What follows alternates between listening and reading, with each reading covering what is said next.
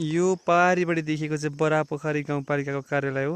हामी चाहिँ भर्खर त्यहाँबाट आएको। अनि यहाँबाट सुनपातल डाँडा छ, यो चाहिँ धेरै हाइटमा छ।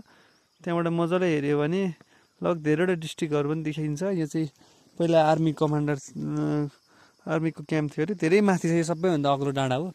कसैले चाहिँ काठमाडौँ नै देखिन्छ भन्दै, यो चाहिँ खासै विश्वास लागेन, किनकि काठमाडौँ धेरै टाढा हो यहाँबाट। र यहाँको चाहिँ धेरैवटा जिल्ला चाहिँ देखिन सक्छ, त्यो चाहिँ मान्छु। गाउँपालिकाको केही भागका बाटोहरू चाहिँ अप्ठ्यारो भए तापनि त्यो गाउँपालिकाको कार्यालय चाहिँ एकदमै एडभान्स कम्प्लेक्स बिल्डिङ रहेछ, राम्रो लाग्यो हामीलाई।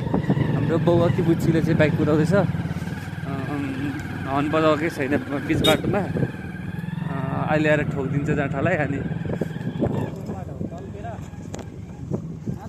सिधा हिँड्न अरे तपाईँ, थोरै नअप्ठ्यारो बाटो हुन्छ।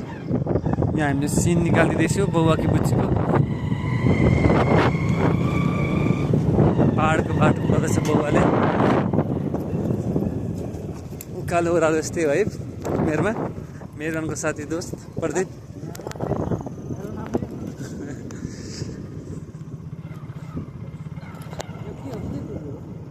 यो चाहिँ खै मैले पनि थाहा पाइनँ के हो यो चाहिँ, खै मैले देखिनँ के हो त्यो। देख्ने साथीहरूले चाहिँ, त्यो चिन्ने साथीहरूले चाहिँ कमेन्ट गर्नु होला। हरे राम हरे कृष्ण कृष्ण कृष्ण हरे हरे।